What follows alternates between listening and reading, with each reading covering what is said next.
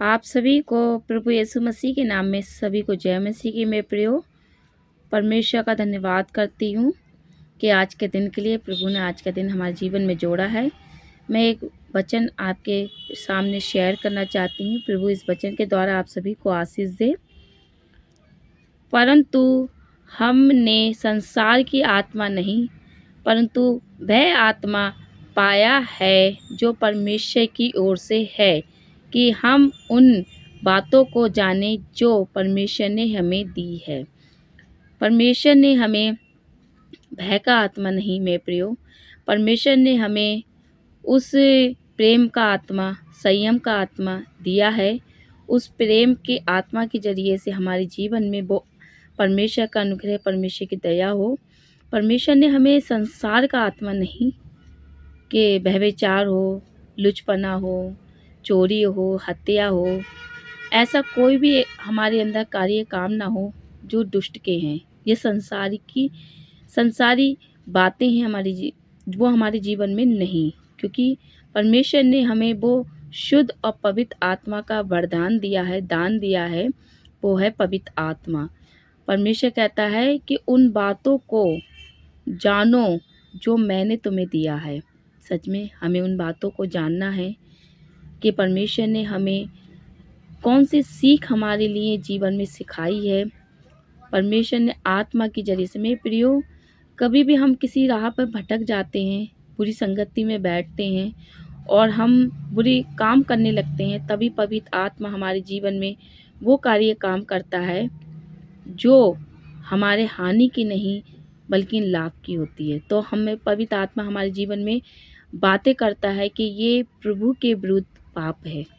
तो मेरे प्रियो, मैं इस पवित्र आत्मा के लिए मैं धन्यवाद देती हूँ कि परमेश्वर ने इस पवित्र आत्मा के जरिए से हमारे जीवन को बचाया है। क्योंकि जब हम यीशु मसीह जब इस दुनिया से गए थे तो उन्होंने बोला था कि मैं जाता हूँ, तुम्हारे लिए एक सहायक देता हूँ, वो है पवित्र आत्मा। परमेश्वर ने हमें वो पवित्र आत्मा दिया है ताकि उस पवित्र आत्मा के अनुसार हम अपने जीवन को अच्छे से चला सकें।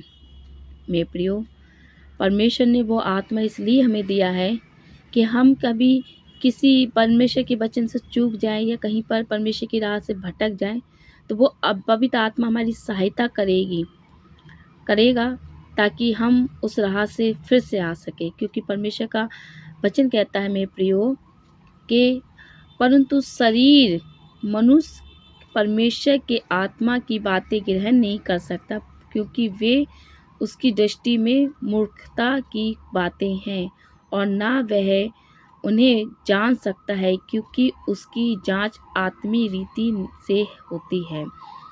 मेरे प्रियो, जो शरीर में मनुष्य है वो आत्मा की बातें ग्रहण नहीं कर सकता।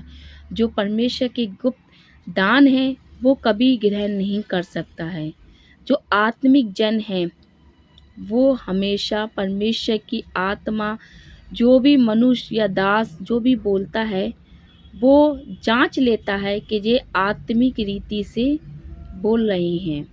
मेरे प्रियो, परमेश्वर का हर समय धन्यवाद करो, क्योंकि वो महान परमेश्वर है। क्योंकि परमेश्वर कहता है कि क्योंकि प्रभु का मन किसने जाना कि उसे सिखाए, परंतु हमसे मसीह का मन है, हम में मसीह का मन है।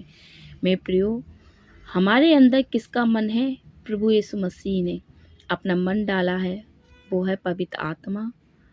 हमारे जीवन में वो पवित्र आत्मा डाली है कि हमारा प्राण है, वो है प्राण को आत्मा चलाती है, आत्मा को शरीर चलाता है। तो मेरे प्रियो, परमेश्वर के वचन में हमेशा बढ़ते रहो, क्योंकि परमेश्वर का वचन कहता है कि तुम इस संसार के सदृश ना बनो, बल्कि उस परमेश्वर की महिमा का आदर सम्मान करो जो हमें दिया है। परमेश्वर ने हमें उस दलदल की कीच में से निकाला है, उसने हमें गले लगाया है ताकि उसकी आत्मा हमारे अंदर वास करती है।